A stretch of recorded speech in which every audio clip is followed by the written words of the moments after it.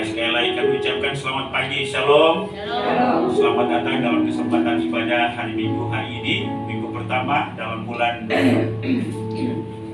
Agustus tahun 2022. Damai sejahtera dan sukacita dari Tuhan menyertai kita sekalian. Kita akan segera memulaikan ibadah kita pada pagi hari ini. Sebelum kita memulai, saya berikan kesempatan bagi kita sekalian untuk masing-masing bersaat teduh.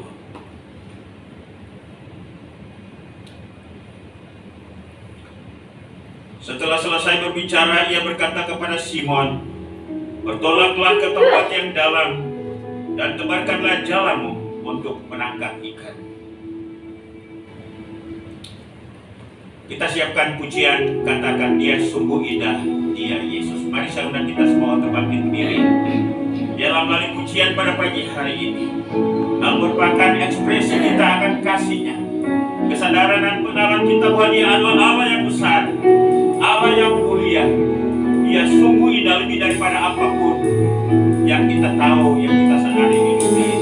Dalam balik pujian pada pagi hari ini, kita menikmati persekutuan yang indah dengan dia. Allah kita yang ajaib, Allah kita yang besar, Allah yang memelihara kita sampai dengan pagi ini.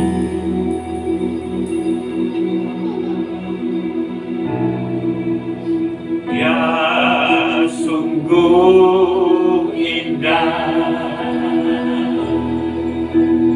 dia Yesus,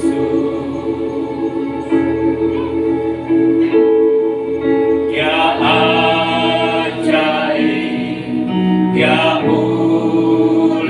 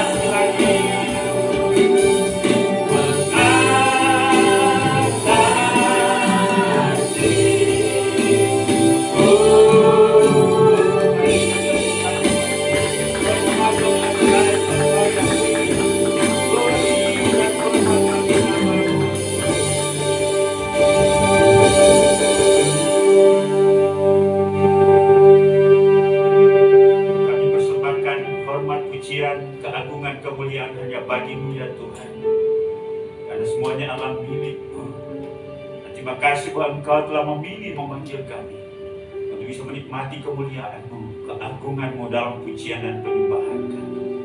Terima kasih untuk pagi hari ini Tuhan telah kumpulkan kami bersama-sama sebagai jemaat-Mu di tempat ini untuk beribadah, memuji, memuliakan nama-Mu, menyembah-Mu, mendengarkan firman-Mu. Kami bersyukur bersama-sama.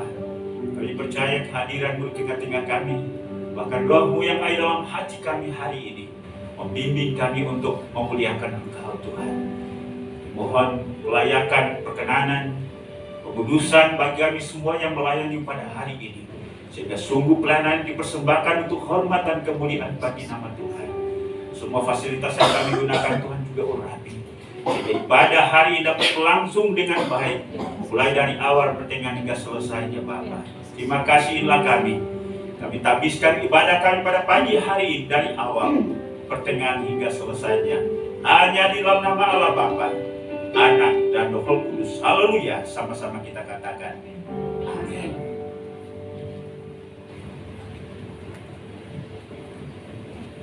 Silakan duduk.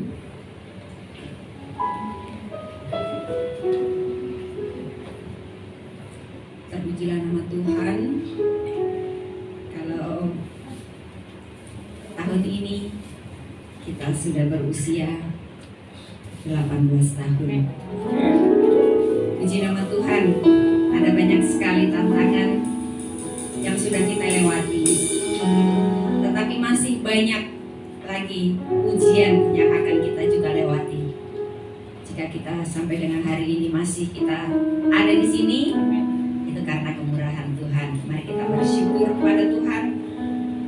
Kalau Tuhan sudah tempatkan kita di tempat ini, mari kita sama-sama bertumbuh, mari kita sama-sama melayani Tuhan, dan mari kita sama-sama memberikan hati kita untuk Tuhan. Apapun yang Tuhan berikan talenta untuk kita, mari kita berikan untuk kemuliaan nama Tuhan. Mari kita lanjutkan ibadah kita pada pagi hari ini. Saya undang kembali jemaat Tuhan bangkit berdiri. Kita angkat satu pujian, katakan sangkakala berbunyi tanda panggilan Kristus. Dari seluruh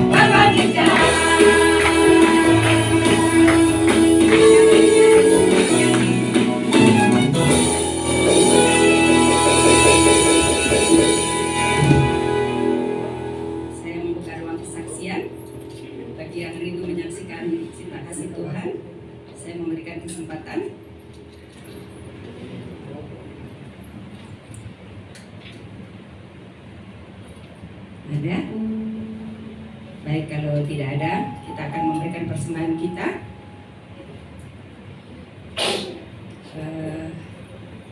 Nanti saya minta Pak Eko aja. Pak Bintoro nggak ada ya? Oh, belakang. Nanti saya minta Pak Eko. Nanti dulu Pak, saya baca ayat firman Tuhan dulu.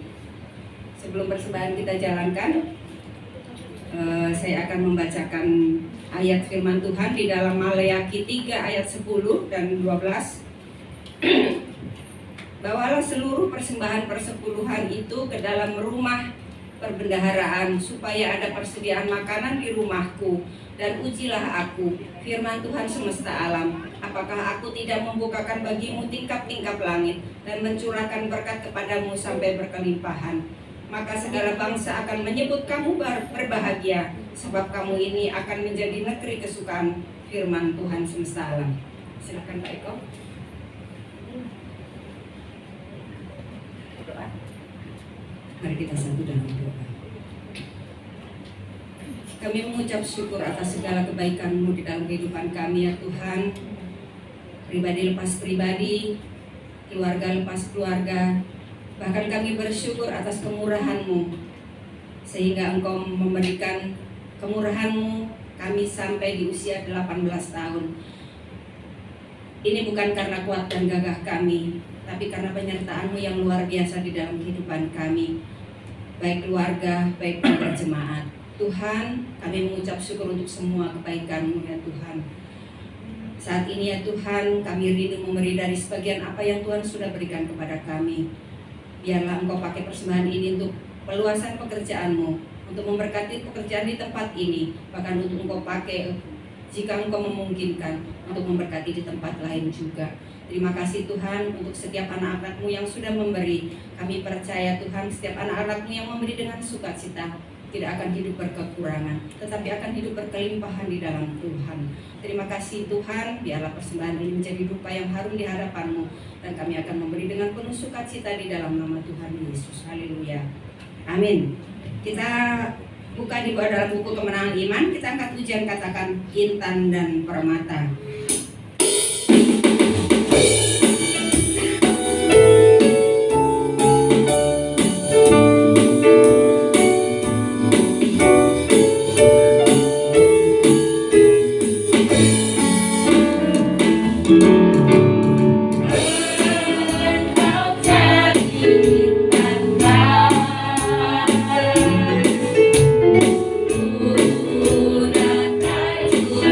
Masih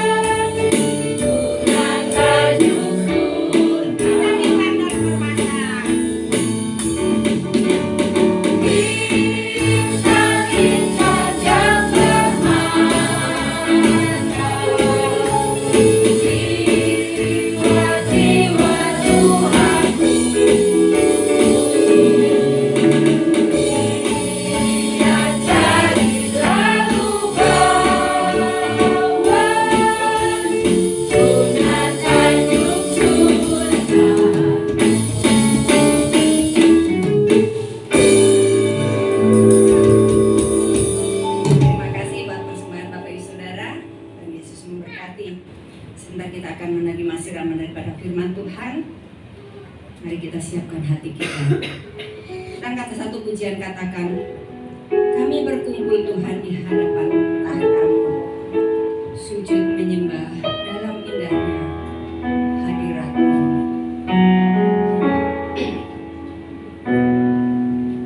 Kami berkumpul Tuhan di hadapan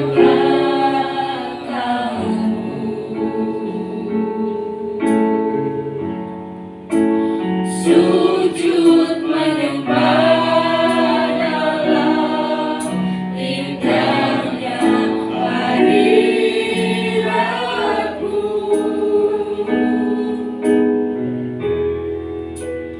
Kami rindu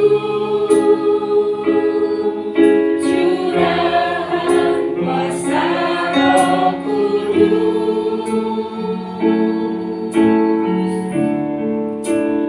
Genapi firman-Mu, jadikanku alat-Mu. Kita akan pujian ini, saya boleh teman-teman bangkit berdiri.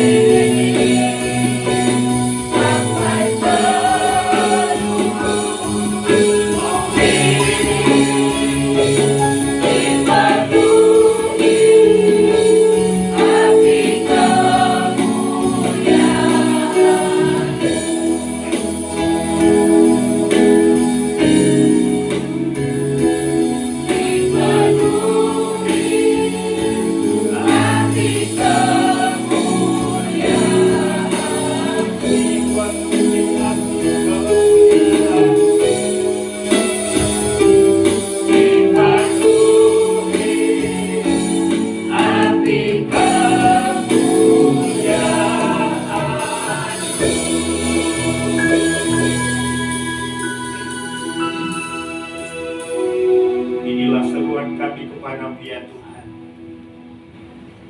Penuhi hati kami dengan roh-Mu untuk mengasihi-Mu, untuk mengasihi sesama kami, bahkan untuk mengasihi jiwa-jiwa yang masih terhilang di hadapan-Mu. Kami bersyukur untuk anugerah-Mu. Engkau yang telah menyelamatkan kami oleh iman kami kepada pengorbanan-Mu di atas kayu salib. Biarlah kebenaran ini akan terus memenuhi hati pikiran kami, jiwa kami. Kami akan menghidupinya. Terima kasih untuk hari ini. Bersama-sama kami bersuka cita di hadapan-Mu. Kami bersyukur atas kebaikan-Mu. Kami menyembah-Mu karena Engkau Allah yang besar. Engkau penguasa langit dan bumi. Kami memuji-Mu karena Engkau hebat. Terima kasih untuk perjalanan panjang yang berliku yang kami lalui. Kadang-kadang kami lesu, kami capek. Tapi satu hal yang kami tahu, dalam keadaan demikian Engkau tidak pernah meninggalkan kami. Karena itu kalau kami tetap tegar berdiri sampai dengan hari ini, semuanya karena kekuatan dari-Mu. Karena itu pulihkan hati kami, balut hati kami, berikan gairah dan semangat bagi kami untuk menjalani kehidupan ini. Terimalah semua puji-pujian yang kami sudah persembahkan kepada-Mu. Ucapan bibir yang memuliakan Engkau. Dan kini tiba saatnya kami akan belajar firman. Karena itu Tuhan, tolong kami supaya firman Tuhan ini membentuk paradigma kami, mengubahkan hati kami, mengubahkan hidup kami, dan memberikan semangat bagi kami untuk melaksanakan apa yang menjadi tujuan atas panggilan kami. Pakai dan urapi hamba-Mu dalam segala keterbatasan dan kekurangan. Biarlah hanya Tuhan dengan kemuliaan-Nya yang nyata di dalam diri kami.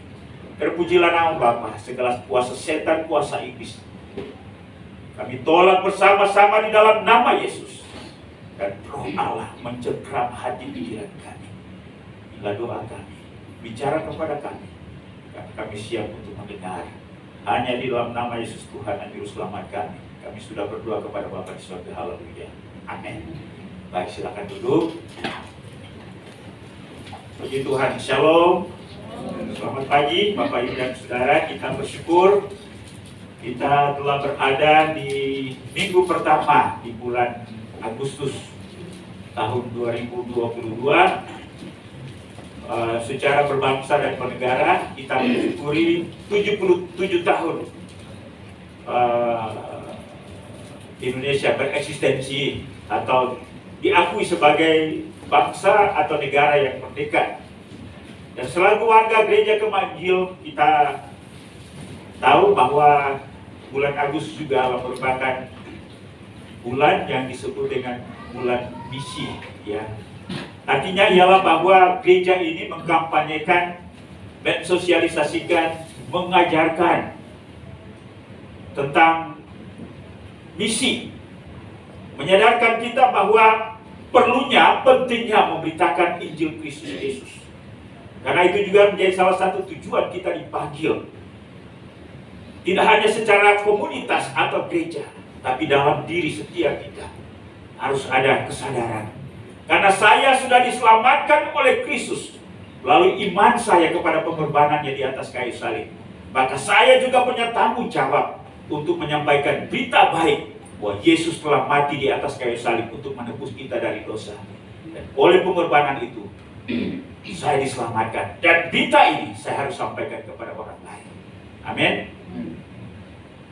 Di samping kiri kanan kita ada gambar-gambar.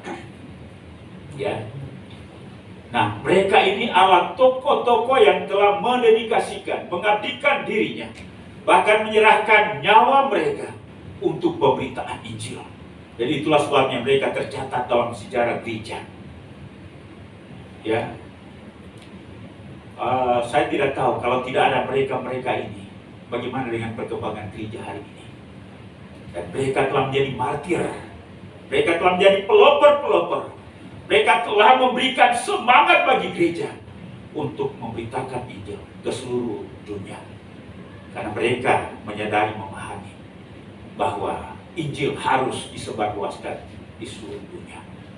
Dan itu juga dikatakan oleh Kristus, apabila Injil telah sampai ke seluruh pelosok bumi, maka kesudahannya akan tiba. Dan tanggung jawab ini bukan hanya tanggung jawab mereka, tetapi juga tanggung jawab kita sekalian. Yang ketiga, kita ingat bahwa bulan Agustus juga merupakan bulan sejarah bagi gereja ini, di mana pada tanggal 1 Agustus tahun 2004 gereja ini mulai bereksistensi. Dan kita telah melewati 18 tahun dengan perjalanan, 18 tahun dengan berbagai pergumulan yang kita hadapi. Dan karena itu, walau seperti apapun, kita harus mengucap syukur. Karena kalau gereja ini ada sampai hari ini, semua karena anugerah Tuhan. Bukan karena saya, bukan karena Bapak Ibu. Kita hanyalah orang-orang yang dipakai Tuhan, yang harus menaati Tuhan. Dan gereja ini ada sampai dengan hari ini.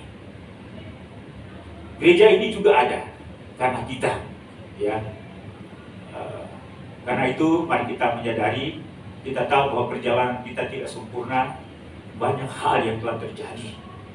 Tapi kalau kita ada sampai hari ini, semua karena kasih karunia Tuhan. Baik, berkaitan dengan itu, mari saya ajak kita sekalian untuk membuka bagian firman Tuhan yang menjadi perenungan dan pelajaran kita bersama. Dari Lukas pasal 5, kita akan baca ayat 1 sampai dengan ayat yang ke-11. Lukas pasal 5 ayat 1 sampai dengan ayat yang ke-11. Kita akan baca bersama-sama bagian firman Tuhan ini. Dan Bapak Ibu sekalian silakan membaca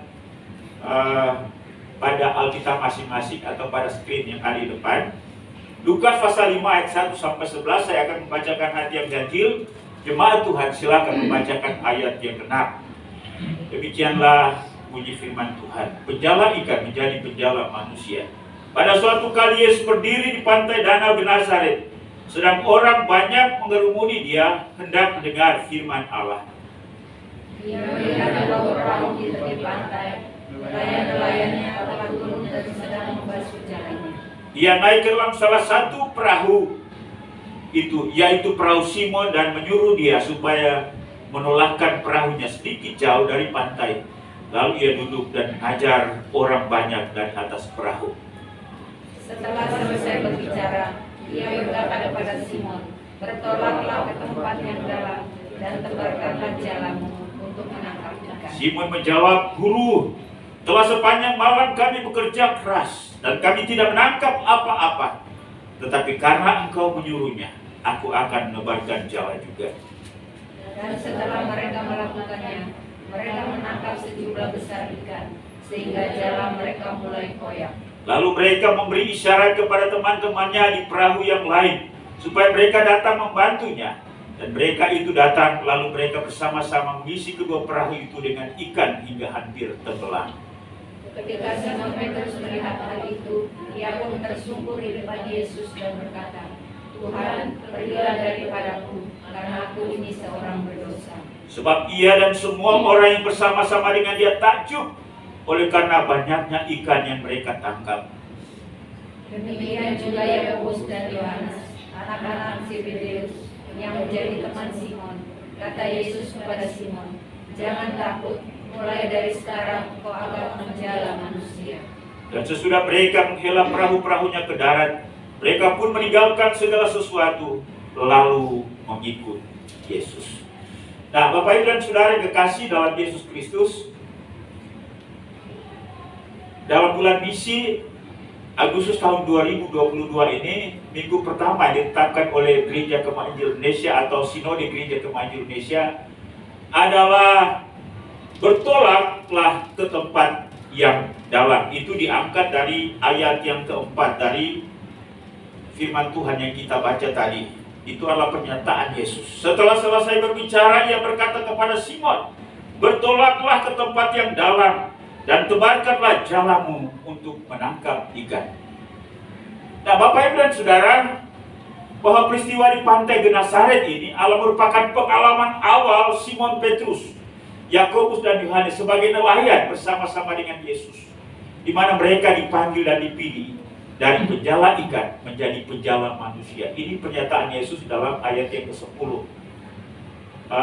Tahun 2017, ya memang ini sudah melewati sejarah yang begitu panjang, 2000 tahun. Ya, saya sempat berada di pantai Genesaret. Ya, pantainya ini ya pantai biasa sebenarnya ya. Walaupun di danau itu ada pelabuhan, tetapi di tepi pantai Genesaret ini ya tidak ada apa-apa sebenarnya. Hanya pantai ya, hanya pantai dan ya kebetulan waktu itu ya sekitar hampir jam 3-an kan ya di sana. Teduh ya. Dan mereka memang itu di tempat-tempat itu sudah ditandai bahwa Yesus pernah ada di sini. Kemudian bagaimana pada waktu itu juga Petrus sempat ya dengan murid-murid yang lain ya. Waktu itu mereka belum jadi murid. Ini merupakan perkenalan pertama. Tetapi ya memang karena itu ya bernuansa sejarah ya, sejarah rohani dan ya ada bukti-bukti ya, bukti-bukti sejarah bahwa Yesus pernah berada di situ ya.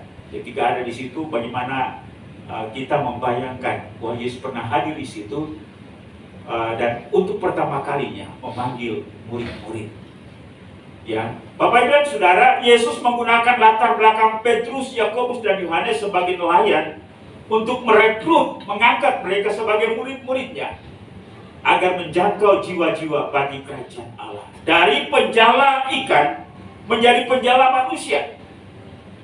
Nah, ini metode yang biasa Yesus gunakan, yaitu menggunakan pemahaman atau konsep bahkan pengalaman manusia untuk menjelaskan tentang kerajaan Allah atau hal-hal yang bersifat rohani.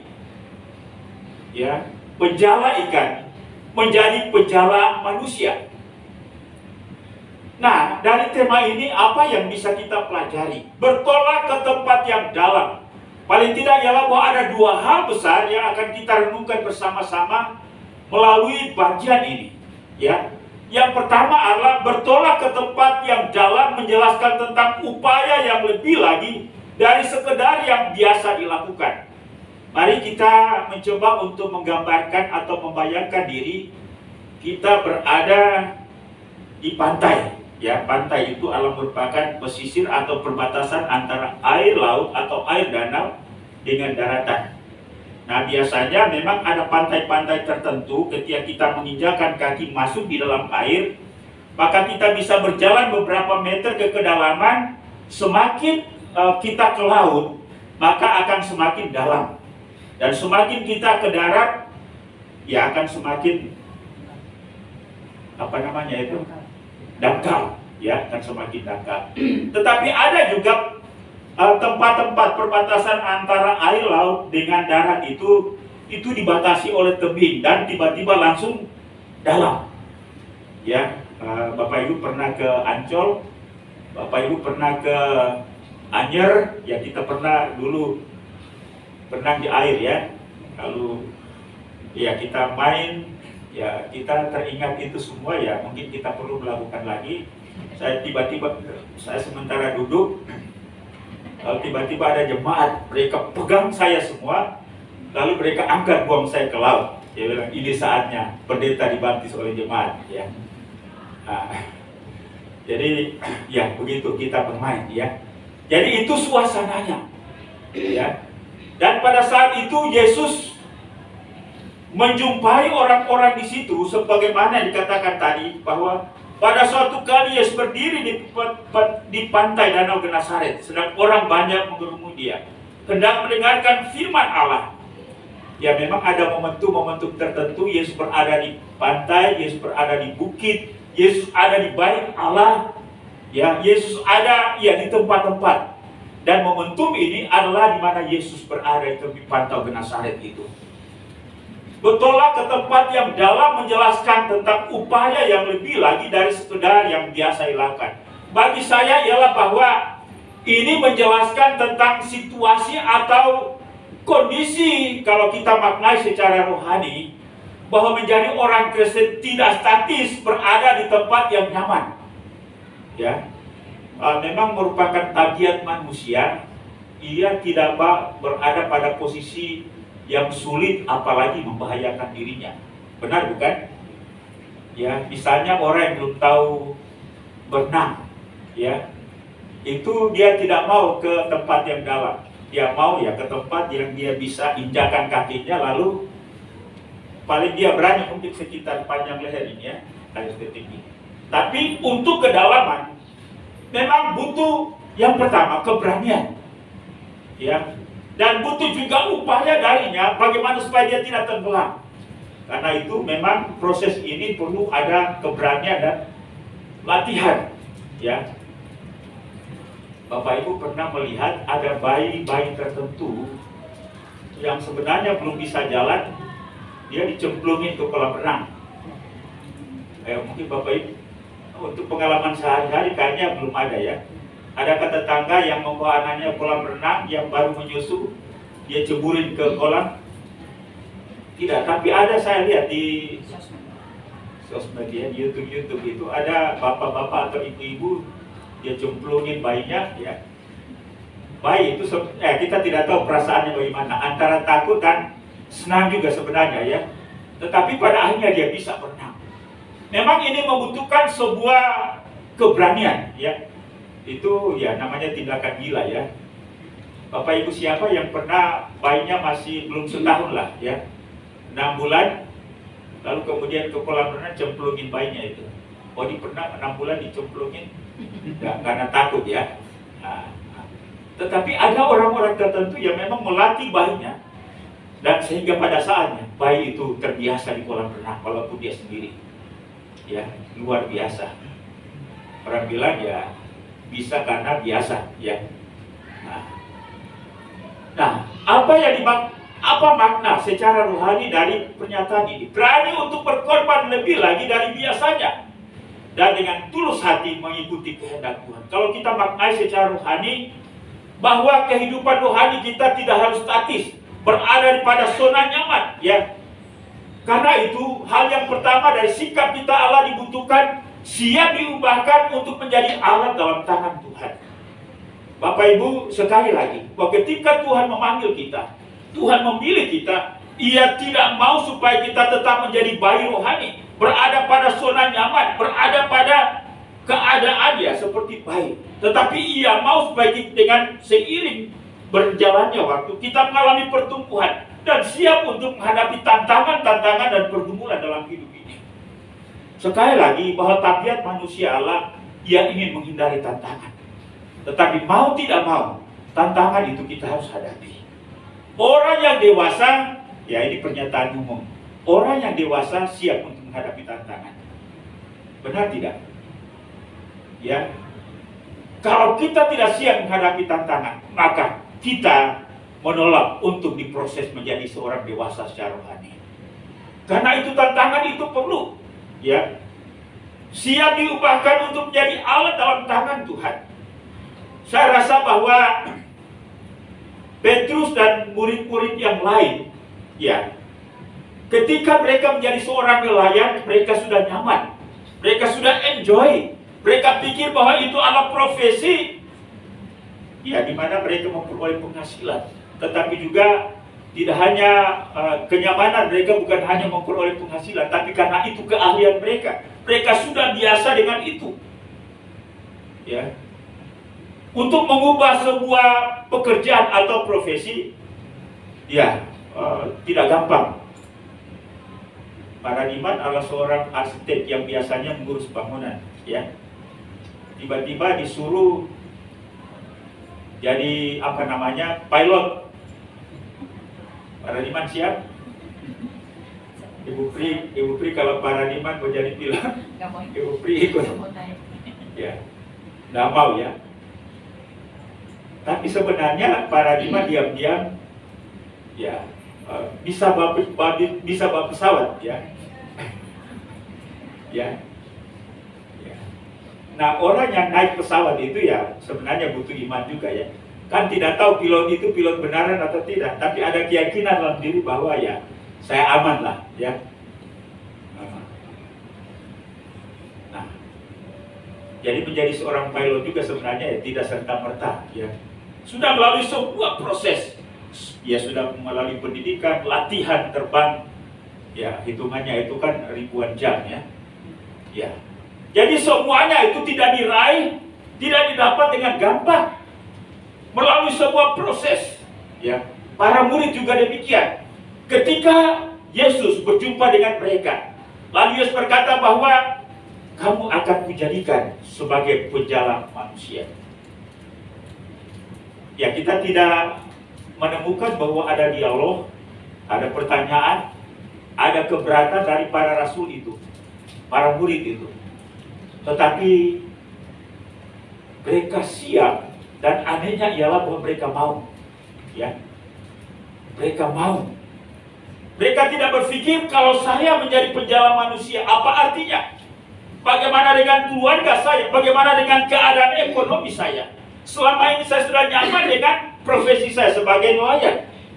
Kok saya dipanggil untuk menjadi penjala manusia? Saya rasa bahwa memang Tuhan sudah berbicara dalam hati mereka. Walaupun mereka belum tahu apa yang akan terjadi pada masa depan mereka, tetapi mereka siap diubahkan. Bapak Ibu dan Saudara, inilah prinsip pertama dalam hal upaya kita bertolak ke tempat yang dalam. Artinya taat dan siap untuk dibentuk dan diubah oleh Tuhan. Bukankah banyak dari kita menjadi orang Kristen, tapi mau berubah itu sulit. Dari keadaan kita, rasa nyaman kita, zona nyaman kita, kepada sebuah situasi yang baru, sangat sulit. Tetapi inilah proses yang sebenarnya yang harus kita ikuti jika kita bisa berada di tempat yang dalam. Amin. Tuhan berkata, aku tidak akan pernah meninggalkan kamu. Saya masih ingat usia 5 atau 6 tahun. Ya, saya anak desa, tetapi desa di tepi pantai. Itu sekitar tahun 70-an. Biasanya kebetulan pesisir kampung di mana kami berasal itu di pesisir pantai, di sebuah selat, ya. Biasanya kalau kapal lewat di depan kampung itu, dari jauh sudah kelihatan asap kapal itu akan lewat. Kami sudah mulai ambil perahu lalu kemudian bertolak ke tengah-tengah selat itu. Yang anehnya ialah yang diminta apa? Botol kosong. Minta botol kosong. Saya juga nggak ngerti kenapa. Dan itu merupakan kebiasaan. Kalau sekarang ini bukan lagi botol kosong yang diminta anak-anak itu, biasanya uang, ya. Orang kapal biasanya lempar uang dan senang lihat pada berebutan, ya. Dan laut yang cukup dalam. Kalau sore hari, apalagi hendak hujan, angin bertiup itu seperti arusnya itu luar biasa, bunyi seperti sungai. Tetapi itu airnya sangat dalam sekali, ya. Tapi ya kita biasa saja main di situ. Mengapa? Karena sudah terbiasa dengan situasi itu, ya. Dan memang itu berbahaya, ya, karena sudah banyak orang yang pernah tenggelam di tempat itu, ya. Memang dimulai dengan sebuah keberanian untuk berubah dan memulai. Siap diubahkan untuk menjadi alat dalam tangan Tuhan. Ini prinsip yang harus kita terima, ya. Lalu kita melatih diri. Memang sekali lagi, kecenderungan kita sebagai manusia, kita mau berada di tepi pantai. Kita tidak mau, tapi kita harus siap untuk menuju ke tempat yang lebih dalam. Yang kedua, berani berkorban lebih dari biasanya, yaitu siap mengosongkan diri dari semua pengalaman diri dan mengikuti dengan taat kehendak Tuhan. Sekali lagi bahwa untuk meninggalkan profesi dan pengalaman para murid sebagai penjala manusia, menjadi penjala, sebagai penjala ikan, menjadi penjala manusia, bukan sesuatu hal yang gampang. Paling tidak ialah bahwa ada pertanyaan-pertanyaan dalam batin mereka. Bagaimana saya harus melakukannya? Apa yang akan terjadi ke depan? Bagaimana hasilnya? Ya. Waktu kami studi, ada yang namanya mata kuliah penginjilan, dan kami praktek penginjilan pribadi. Nah, biasanya di Pantai Losari itu adalah tempat di mana kami praktek penginjilan pribadi. Mulai bagaimana mengadakan pendekatan kepada orang-orang yang non-Kristen. Nah, biasanya kami menggunakan kesempatan ketika kami beli ada yang namanya kalau di Makassar itu pisang ebek ya. Pisang itu dibakar lalu kemudian kalau ayam itu digeprek ya. Nah, makan. Sementara makan, kami memunculkan ide bagaimana membangun komunikasi dengan penjual itu. Nah, kadang-kadang awal-awalnya kita tidak bisa. Bagaimana memulai coba? Mulai dari mana? Untuk menyampaikan Injil kepada mereka. Biasanya kita mulai tanya, di sana namanya Daen ya, Daen tinggal di mana, nah, kemudian keluarga. Nah, itu sebagai awal. Lalu kemudian bagaimana kita memasukkan Injil dalam percakapan itu, ya. Nah, jadi itu adalah sebuah strategis. Nah, kadang-kadang pisang sudah selesai, sudah habis, kita belum masuk lagi. Nah, akhirnya ya nanti pertemuan berikutnya. Sampai pada akhirnya ada sebuah jembatan dalam bahasa itu. Bagaimana kita mengkomunikasikan, menjelaskan tentang Yesus. Ya. Nah, mengosongkan diri dari semua pengalaman diri dan mengikuti dengan taat kehendak Tuhan. Jadi bertolak ke tempat yang dalam, yang penuh dengan bahaya, yang penuh dengan tantangan. Allah merupakan kehendak Tuhan bagi setiap kita untuk memulai perubahan dan pergerakan lebih jauh lagi dalam hal kita mengikuti Tuhan dan melayani Tuhan. Ya, di dalam komunitas kita sebagai keluarga jemaat, ya, walaupun memang kadang-kadang ketika kita untuk pertama kali melayani agak canggung, ya, tetapi pada akhirnya kita akan terbiasa. Nah, Ibu Pri dulu awal-awal kaku juga ya. Nah, saya juga waktu khotbah tampil pertama itu ya belepotan juga berbicara. Tapi pada akhirnya kita bisa. Karena itu perlu mengosongkan diri dari semua pengalaman diri dan mengikuti dengan taat kehendak Tuhan. Berkhotbah Allah kehendak Tuhan. Ya, yang penting itulah motif kita adalah melayani Tuhan. Memimpin pujian atau pekerjaan pelayanan apapun, itu yang Tuhan kehendaki untuk meneguhkan dan menguatkan jemaat, tetapi juga menceritakan kasih Tuhan, pengalaman rohani kita dengan orang-orang yang belum percaya kepada Kristus. Allah merupakan sesuatu bagian yang harus kita lakukan, karena Tuhan mau Injil itu juga didengar oleh orang-orang yang belum percaya. Amin. Tetapi dalam sebulan,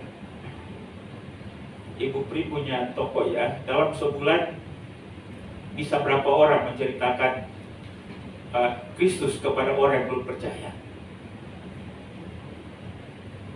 Biasanya kan kalau yang datang orang Kristen ya lebih mudah ya. Lebih mudah. Tapi kalau yang non Kristen ya paling pakai cara-cara ya strategi ngobrol aja gitu.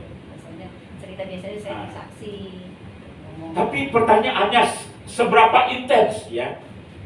Para Diman ketika ketemu dengan anak buah, ada kata seling cerita bahwa Yesus itu mengasihimu. Yesus itu pernah mati di atas kayu salib untuk menebus kita dari dosa supaya kita diselamatkan. Kita sekalian, bagaimana? Ya, tidak bisa tidak, kita harus memulai.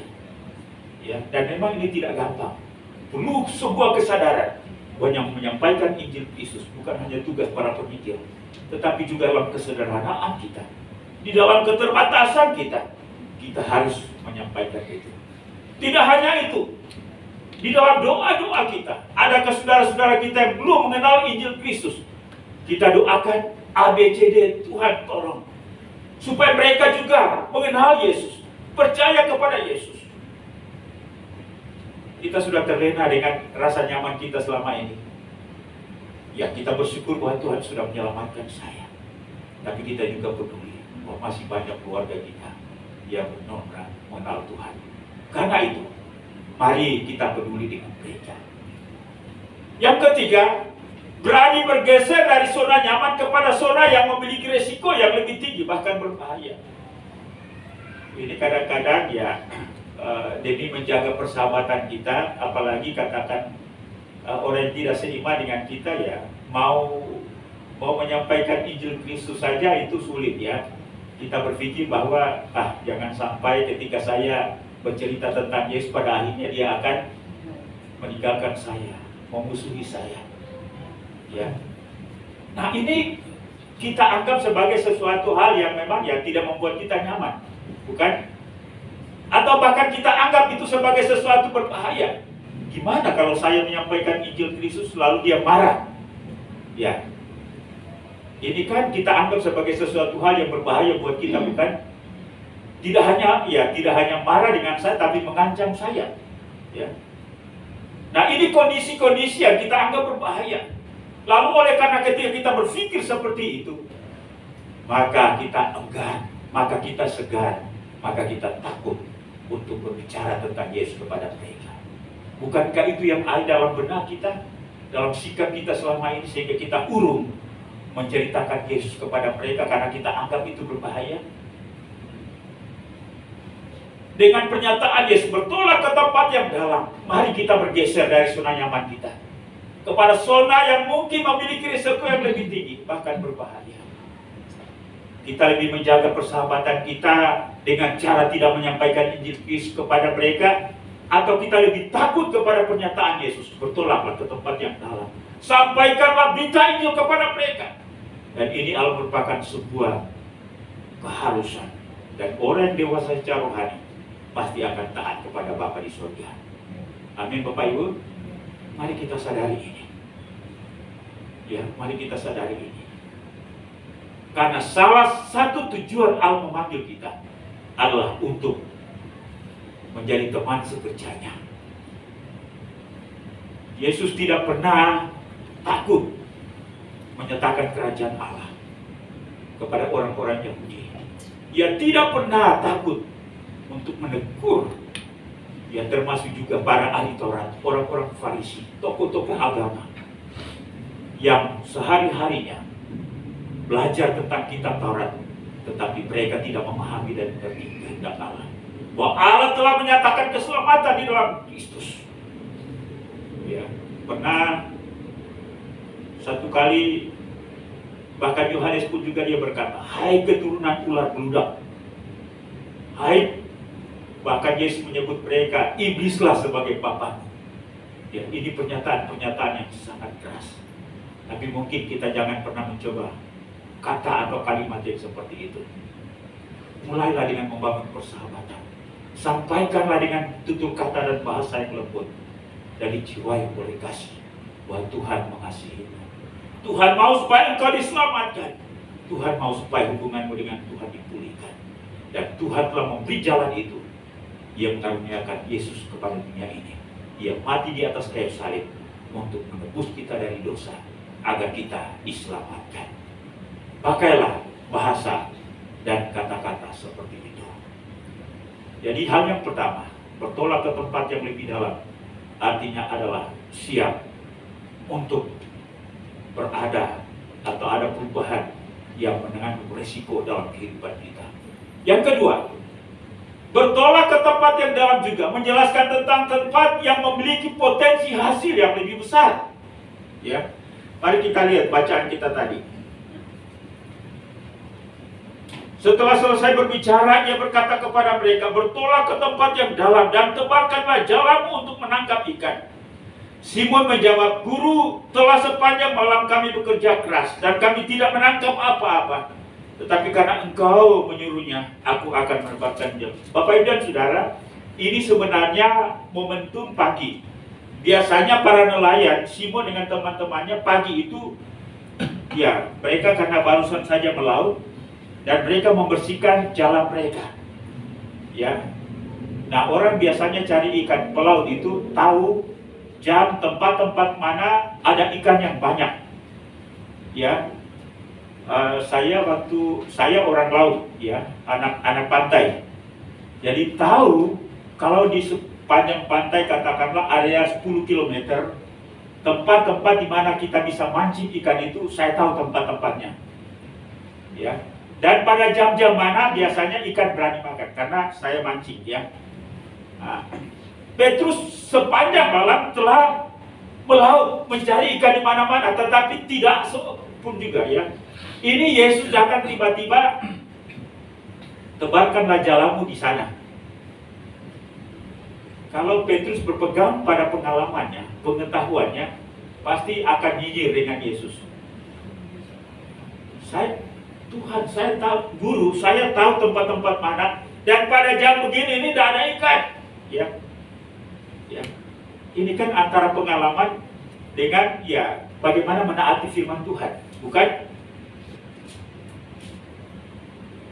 Bagaimana jawaban daripada Simon Petrus? Guru, telah sepanjang malam kami bekerja keras. Artinya pengalaman Petrus bahwa semuanya gagal. Kami tidak menangkap apa-apa. Lalu ini kalimat peralihan berikutnya, ya. Tetapi karena engkau menyuruhnya, aku akan menebarkan jalannya. Secara rasio, ini antara, saya rasa waktu itu pasti ada keraguan juga. Ini sudah sepanjang malam, saya sebenarnya sudah menebarkan jalan di situ, ya.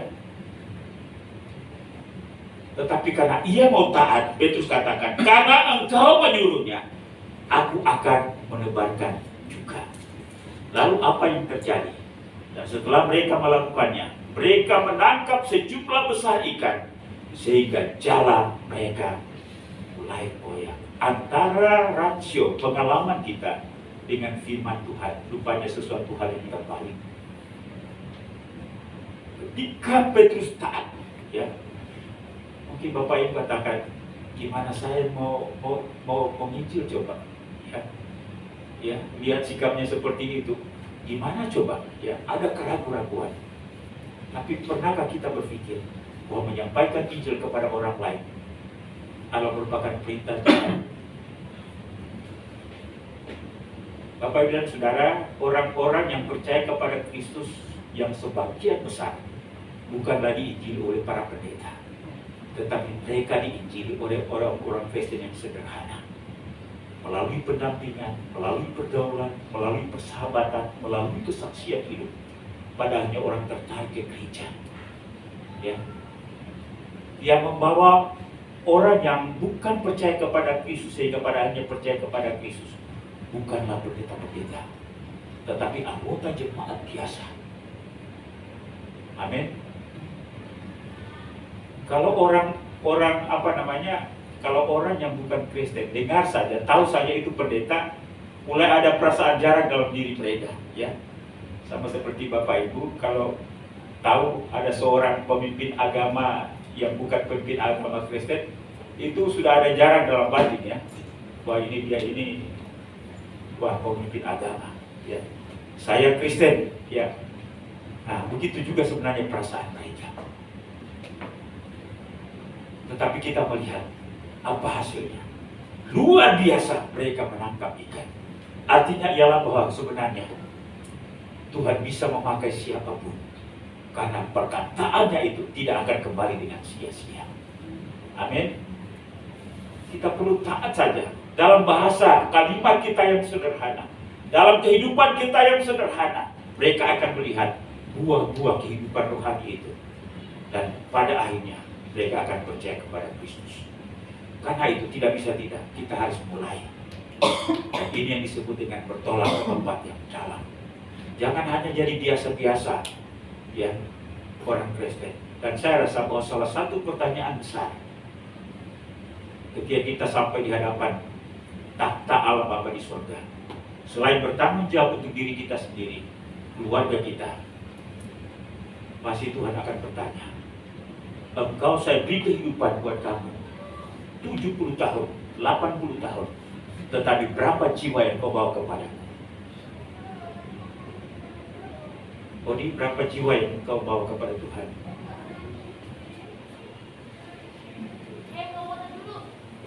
Umur kita 50 tahun, 60 tahun, sudah berapa jiwa yang kita bawa kepada Kristus? Kita tidak pernah membawa jiwa karena kita takut untuk ke tempat yang dalam. Kita mau ke tempat yang dangkal saja. Tapi Yesus katakan, bertolaklah ke tempat yang dalam. Dalam keraguan Petrus dan teman-temannya, pada akhirnya mereka menangkap sejumlah besar ikan, sehingga perahu mereka hampir tenggelam. Ini bukan hasil yang luar biasa. Coba kalau Petrus tidak taat, Petrus berpegang pada logikanya, ia tetap berada di pantai yang dangkal itu, dia tidak akan memperoleh apa-apa. Tapi karena ketaatannya kepada Tuhan, itu membawa mujizat yang besar, sehingga walaupun sepanjang malam dia mencari ikan ke sana kemari. Tapi ketika dia taat kepada Yesus, maka ia memperoleh hasil yang luar biasa. Amin Bapak Ibu. Karena itu, bahwa menjadi pengikut Kristus membutuhkan kerelaan untuk berubah secara total dari hal yang biasa-biasa saja dan rela atau siap untuk masuk ke kedalaman kehendak Allah sekalipun beresiko. Kehendak Allah adalah supaya kita bisa menangkan jiwa. Yang kedua, dibutuhkan kerelaan dan keberanian untuk membayar harga. Ya, kadang-kadang kita tidak mau rugi ikut Yesus. Kita hanya mau supaya diberkati oleh Tuhan. Tapi untuk melakukan sesuatu yang membuat kita anggap rugi, kita tidak mau.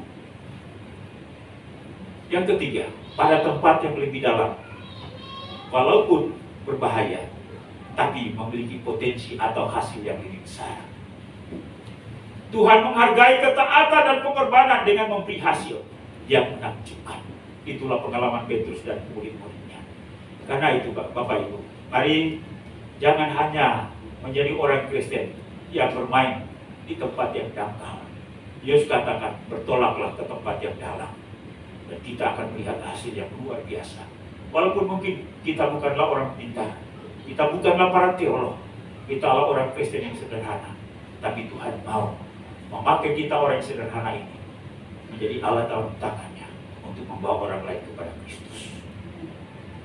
Karena itu, mari kita berpikir, taatilah Kristus. Mari kita ke tempat yang dalam, dan Tuhan akan melakukan yang luar biasa. Tuhan Yesus memberkati. Mari kita berdoa. Bapa, kami mengucap syukur untuk pagi hari ini. Kami dapat merenungkan pernyataan firman Tuhan, pernyataan Kristus sendiri. Bertolaklah ke tempat yang dalam. Mungkin kami sudah nyaman di tempat yang dangkal, keadaan yang biasa, zona nyaman. Tapi Tuhan mau supaya kami lebih lagi untuk bergerak ke arah yang lebih dalam. Mungkin berisiko, berbahaya bahkan. Tapi janji-Mu ialah bahwa Engkau akan menyertai kami. Karena di sanalah Tuhan nyatakan mujizat akan memberi potensi hasil yang lebih besar. Tolong kami supaya kami tidak hanya bangga dengan kekristenan kami. Kami mengucap syukur bahwa kami diselamatkan, keluarga kami diselamatkan. Tapi Tuhan juga mau supaya orang lain juga diselamatkan. Keluarga besar kami, sahabat kami, orang yang kami kenal, orang di mana kami berbisnis dengan mereka. Hikmat akal budi Tuhan karuniakan kepada kami. Dan kami juga sanggup untuk berbagi tentang kasih Allah kepada mereka. Bapa, saat ini kami akan makan minum perjamuan kudus.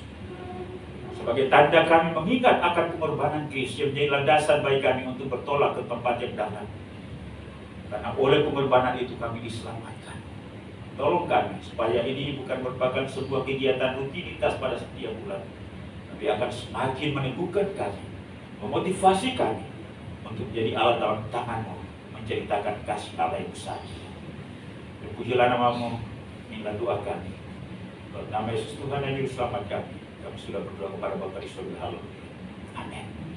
Ya, kita akan masuk dalam perjamuan kudus. Saya minta para jemaat dan ibu hati untuk bersama saya melayani kita pada pagi hari ini. Sementara itu kita angkat pujian, siapkan pujian nomor 48 dalam nyanyian kemenangan iman. Tercurah darah Tuhanku di bukit Golgota. Tercurah darah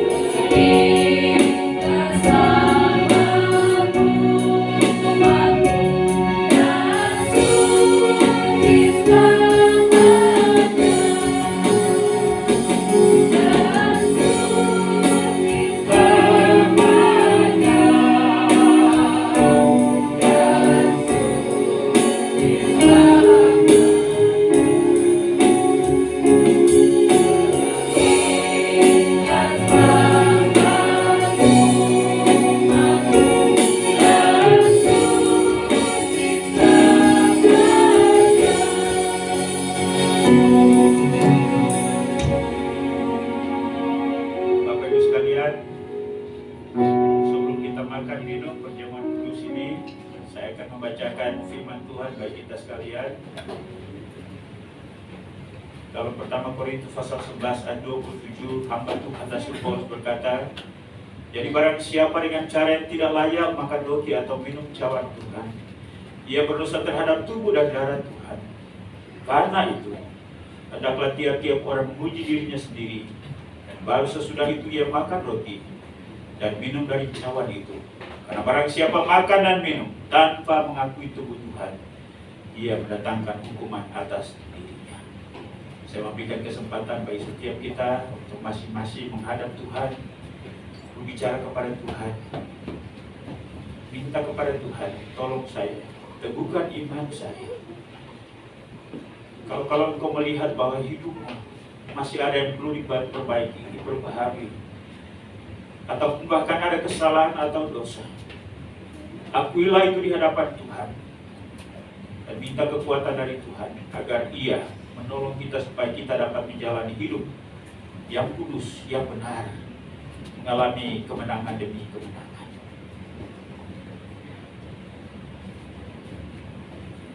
Bapa, ini kami pagi hari ini, di tengah-tengah ibadah kami mengingat kembali akan pengorbanan Yesus di atas kayu salib. Tubuhnya dihancurkan, darahnya tercurah untuk menggantikan kami. Karena itu Tuhan, tolong kami, sadarkan kami, ingatkan kami, bangkitkan kami, supaya kami sungguh-sungguh mengikut Tuhan. Bahkan kami mentaati firman-Mu. Kami tidak berputar pada prinsip dan pendirian kami, berada pada zona nyaman, tetapi kami siap untuk bertolak ke tempat yang dalam, agar kami dapat menemukan apa yang jadi kehendak Tuhan, yaitu kemenangan bagi jiwa-jiwa baru. Terima kasih Bapa, inilah kami pada pagi hari ini. Kami siap makan minum perjamuan kudus, dan kami siap untuk hidup dalam kebenaran firman. Di dalam nama Yesus Tuhan dan Juru Selamat kami sudah berdoa, haleluya. Amin.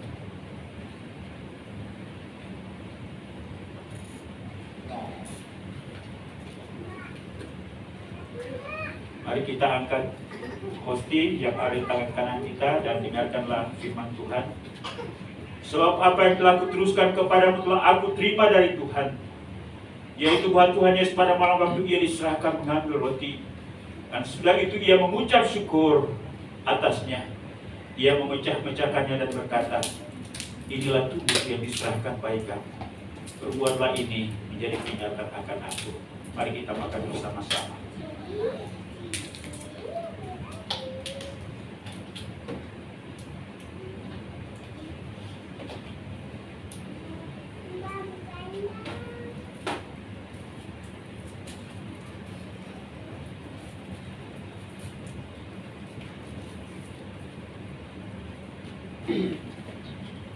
Mari kita angkat cawan yang ada di tangan kanan kita dan dengarkanlah firman Tuhan.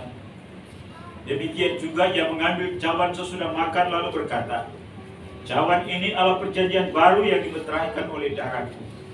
Perbuatlah ini setiap kali kamu minumnya, menjadi peringatan akan aku. Mari kita minum bersama-sama. Sebab setiap kali kamu makan roti ini dan minum cawan ini, kamu memberitakan kematian Tuhan sampai Ia datang. Mari kita bersyukur bersama-sama, angkat pujian, katakan haleluya, haleluya.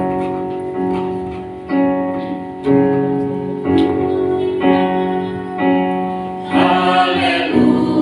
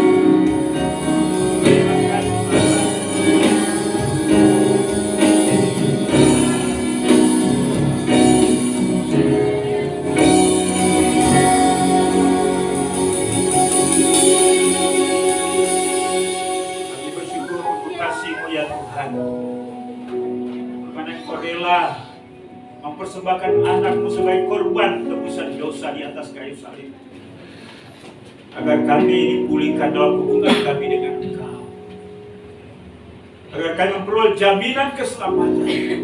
Karena itu teguhkan kami, kuatkan kami supaya kami boleh berjalan dalam kebenaran, hidup dalam firman, hidup dalam ketaatan dan kesetiaan kepada sampai akhir hayat kami. Banyak pergumulan yang kami hadapi, baik dari diri kami sendiri, orang-orang di samping kami, bahkan situasi yang kami hadapi. Tapi mampukan kami untuk tetap berdiri di atas firman-Mu, sehingga kami tidak tercecer dalam perjalanan hidup rohani ini. Tapi kami tetap kokoh kuat, berada dalam iman kepada Yesus, berada dalam tubuh Kristus, jemaat marturia di mana Tuhan sudah menempatkan kami. Gairahkan kami untuk bersekutu, gairahkan kami untuk melayani Tuhan. Kami menyerahkan jemaat-Mu yang mengalami kelemahan, sakit, biarlah melalui momentum perjamuan kudus pada pagi hari ini, kami melawatan Tuhan bagi mereka yang hadir di tempat ini, bahkan hamba-hamba yang ada di rumah. Hamba-Mu Pak Agus, hamba-Mu Ibu Cynthia Maria, hamba-Mu Pak Yarman, dan juga Bapak Ibu yang lainnya, walaupun kami tidak menyebutkan mereka satu persatu. Tapi jika mereka beralam kelemahan tubuh, biarlah Tuhan melawat dan menyembuhkan mereka dalam nama Yesus yang berkuasa. Terima kasih, teguhkan kuatkan kami, agar kami tetap kokoh berdiri, berjalan mengikut Yesus. Terpujilah nama Bapa, inilah doa kami. Dalam nama Tuhan Yesus kami berdoa dan mengucap syukur, haleluya. Amin. Mari kita berdiri dan bersama-sama dengan seluruh orang kudus di muka bumi, kita menyatakan pengakuan iman kita, yaitu pengakuan iman rasuli. Mari kita nyatakan bersama-sama. 1, 2, 3. Aku percaya kepada Allah, Bapa yang Maha Kuasa, Khalik langit dan bumi, dan kepada Yesus Kristus, anaknya yang tunggal Tuhan kita, yang dikandung daripada Roh Kudus, lahir dari antara Maria, yang menderita di bawah pemerintahan Pontius Pilatus, disalibkan, mati dan dikuburkan, turun dalam kerajaan maut, pada hari yang ketiga bangkit pula dari antara orang mati, naik ke surga, duduk di sebelah kanan Allah, Bapa yang Maha Kuasa, dan akan datang dari sana untuk menghakimi orang yang hidup dan yang mati. Aku percaya kepada Roh Kudus, gereja yang kudus dan am, persekutuan orang kudus, pengampunan dosa, kebangkitan tubuh, dan hidup yang kekal. Amin. Silakan duduk, Tuhan memberkati. Baik, kita akan menyelesaikan ibadah ini dulu. Mari saya undang kita semua untuk berdiri. Kita nyanyikan nomor 300 dalam nyanyian Kemenangan Iman.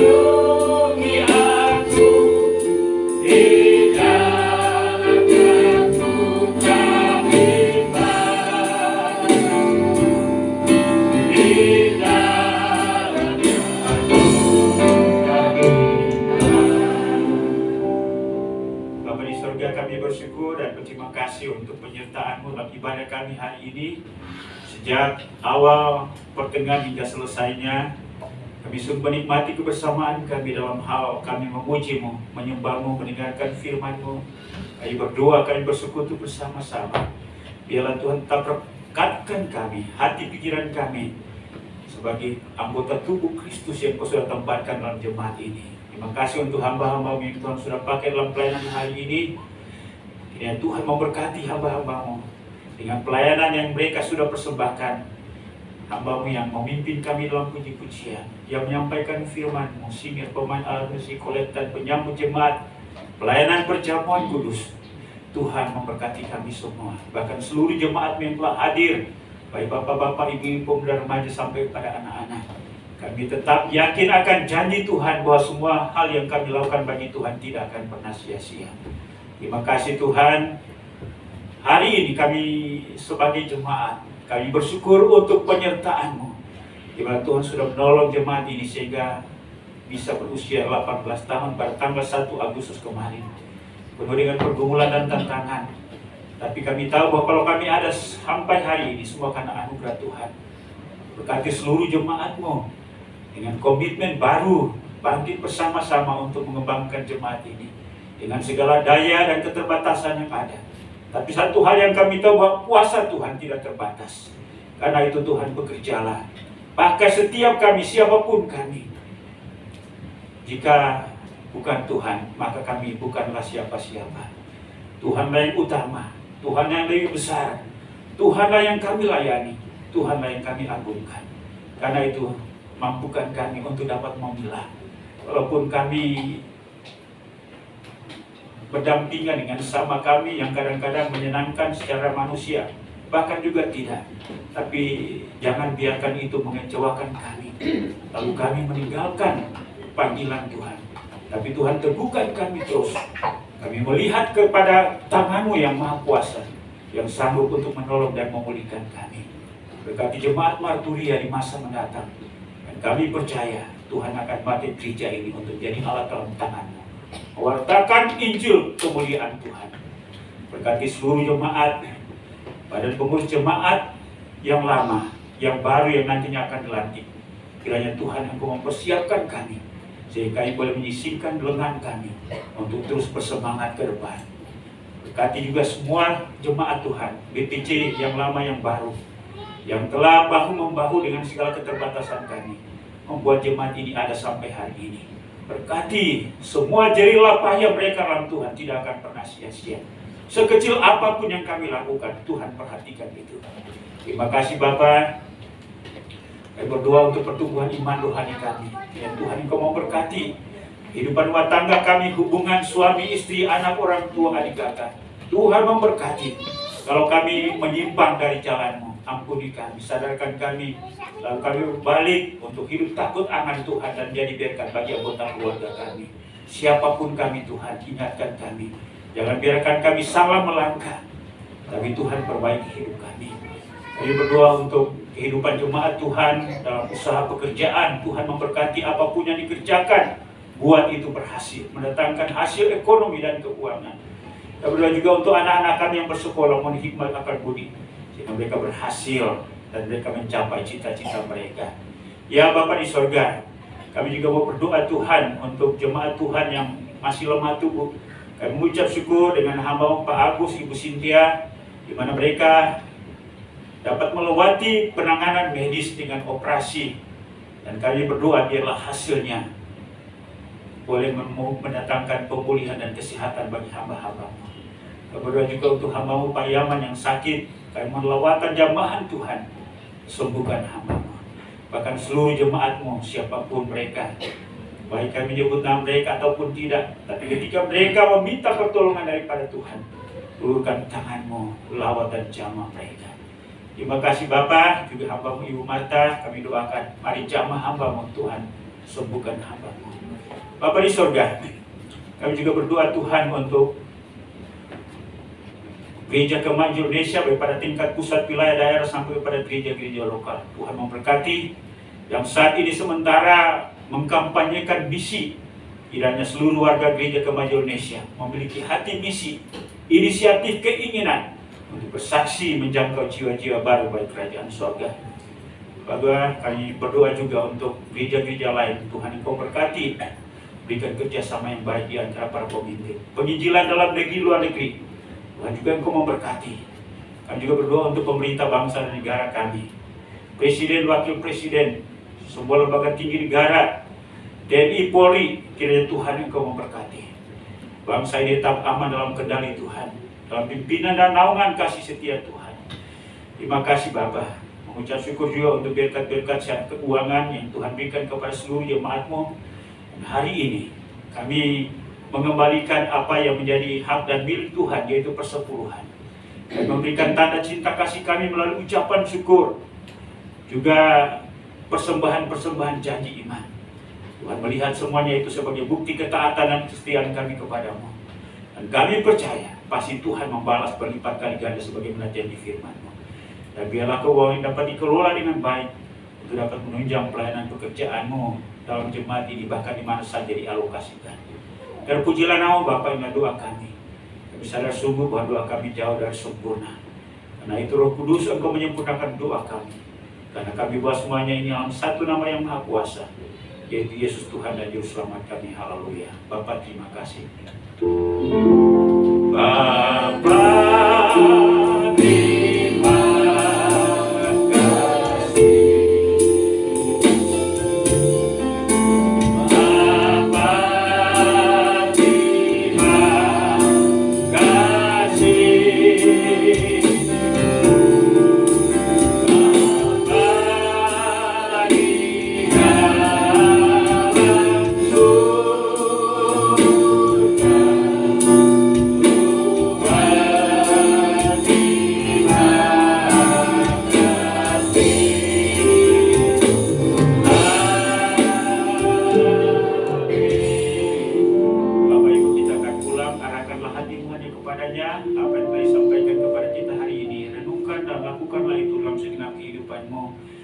biarlah kasih karunia daripada Allah Bapa, anugerah dan damai sejahtera dalam nama Tuhan Yesus, serta pimpinan, penghiburan, pertolongan Roh Kudus menyertai kita sekalian hari ini sampai Maranatha. Yesus datang untuk menjemput saleh-salehnya. Haleluya. Sama-sama kita katakan.